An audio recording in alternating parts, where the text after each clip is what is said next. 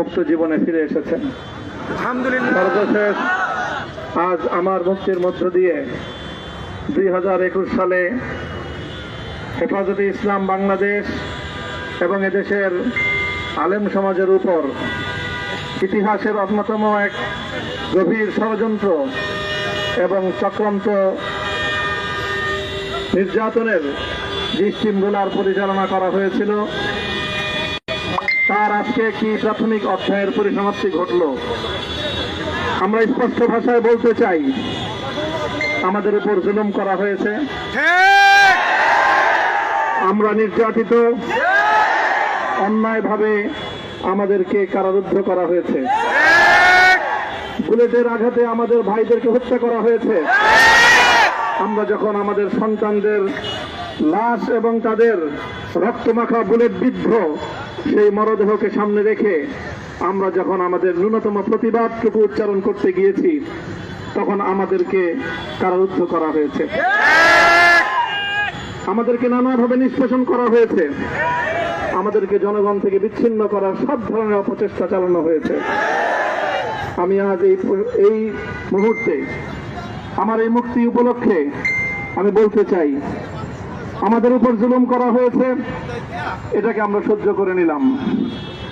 আমাদের ভাইদেরকে হত্যা করা হয়েছে, সেটাও সহ্য করে নিলাম। আমরা আমার সন্তানের লাশ কাঁধে তুলে নিয়েছি, সেটাকেও আমি হাসি মুখে বরণ করে নিলাম। আমাদেরকে অপমান এবং লাঞ্ছনার সব ধরনের ষড়যন্ত্রের সম্মুখীন হতে হয়েছে, সেটাও আমরা হাসি মুখে বরণ করে নিয়েছি। কিন্তু আল্লাহর জমিনে আল্লাহ এবং তার রাসূলের কোন সম্মান এক মুহূর্তের জন্য আমরা বরদাস্ত করে নেব না। আমরা আমাদের সর্বোচ্চ ত্যাগ এবং কোরবানি স্বীকার করতে প্রস্তুত রয়েছি, জীবন দিতে প্রস্তুত রয়েছি। আল্লাহর জমিনে আল্লাহর দ্বীনের ঝান্ডা সমুন্নত করেই আমাদের যাত্রা থামবে ইনশাআল্লাহ। হয়তো শাহাদাত, নয়তো খেলাফত ইনশাআল্লাহ। আল্লাহর জমিনে খেলাফত প্রতিষ্ঠার যে আওয়াজ আজ পৃথিবীর দিকে থেকে উচ্চারিত হচ্ছে, সে আওয়াজ বাংলার জমিনে খেলাফতের এই আন্দোলনকে চূড়ান্ত গন্তব্যে পৌঁছাবে ইনশাআল্লাহ।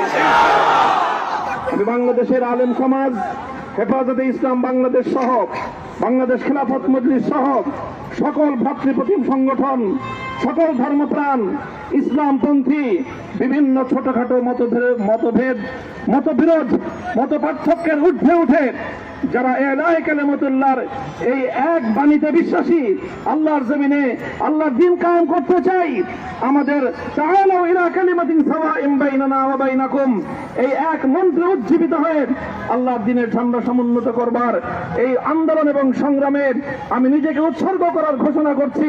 এবং আমার সকল ভাইদেরকে, আমি সকল উলামায়ে কেরামকে এবং ধর্মপ্রাণ মুসলমানদেরকে, ইসলামী নেতৃত্বকে ঐক্যবদ্ধভাবে এই সংগ্রামের ঝান্ডা সমুন্নত করবার, ধারণ করবার আহ্বান জানাচ্ছি। এবং আপনাদের সকলকে আবার শুকরিয়া জ্ঞাপন করছি যে আজকে আপনারা এভাবে আমাকে উৎসাহিত করেছেন, উজ্জীবিত করেছেন। আল্লাহ পাক আপনাদের সকলকে উত্তম বিনিময় দান করুন। প্রিয় ভাইয়েরা,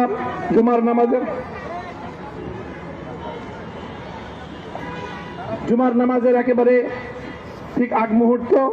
এখন সব মসজিদগুলোতে জুমার প্রস্তুতি চলছে। আমরা এখন এখানে খুব সংক্ষিপ্ত দোয়ার মাধ্যমে আমাদের আজকের এই প্রোগ্রামের সমাপ্তি ঘোষণা করব।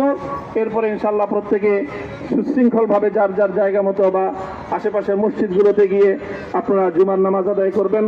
আমি আবারও বলছি, আমি আমার আলোচনার শুরুতে কোরআনে পাকের সেই আয়াতটুকু তেলাওয়াত করেছিলাম, হযরত ইউসুফ আলাইহিস সালাতু ওয়াস সালাম কারামুক্তি এবং প্রকৃত যারা অন্যায়কারী ছিল, সেই অন্যায়কারীদের স্বরূপ ওনার সামনে উন্মোচিত হয়ে যাওয়ার পর, জাতির সামনে তাদের স্বরূপ উন্মোচিত হয়ে যাওয়ার পর তিনি যে কথা বলেছিলেন, আমিও নবী ইউসুফ আলাইহিস সালাতু ওয়াস সালামের অনুসারী হিসাবে তার সুরে সুর মিলিয়ে, কণ্ঠে কণ্ঠ মিলিয়ে কথাই বলতে চাই, লা তাসরিবা আলাইকুমুল ইয়াউম। ব্যক্তিগত আক্রোশের প্রতিশোধ আমরা কারো কাছ থেকে গ্রহণ করব না। সকলকে আহ্বান জানাই, মাদ্রাসা, স্কুল, কলেজ, ভার্সিটি কোন শিক্ষা ব্যবস্থার ছাত্রদের মধ্যে বিভেদ করার নীতিতে মামুনুল হক বিশ্বাস করে না। আসো, স্কুলের ছাত্র আসো, আমার মাদ্রাসার ছাত্র পাশে দাঁড়াও, কলেজ থেকে আসো, ভার্সিটি থেকে আসো, তোমরা হাতে হাত মিলো, ইনশাআল্লাহ দেশের স্বাধীনতা অক্ষুণ্ণ থাকবে। এদেশের ইসলাম এবং হাজার বছরের যে সাধনা সংগ্রাম, সেই সংগ্রাম বিজয়ী হবে ইনশাআল্লাহ।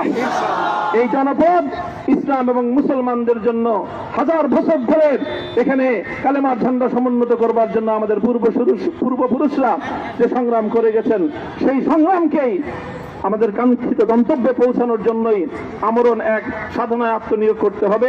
সেই আহ্বান আমি সকলের প্রতি ব্যক্ত করছি। ও আখিরু দাওয়ানা আলহামদুলিল্লাহি রাব্বিল আলামিন। اللهم صل على محمد وعلى آل محمد كما صليت على إبراهيم وعلى آل إبراهيم إنك حميد مجيد. ربنا ظلمنا أنفسنا وإن لم تغفر لنا وترحمنا لنكونن من الخاسرين. ربنا آتنا في الدنيا حسنة وفي الآخرة حسنة وقنا عذاب النار.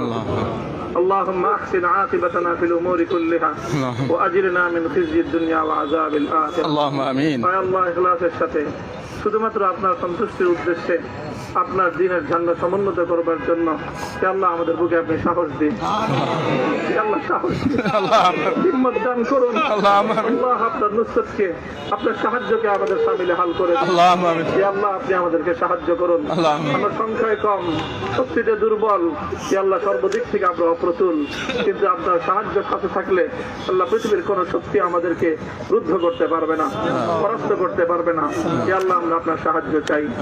আল্লাহ জালিমের জিন্দান খানাগুলোতে সারা বিশ্ব জুড়ে অসংখ্য মুজাহিদিন, অসংখ্য মুসলিম সংগ্রামী, তারা দিনের পর দিন, মাসের পর মাস, বছরের পর বছর মানবেতর মজলুমিয়তের জীবন যাপন করছে।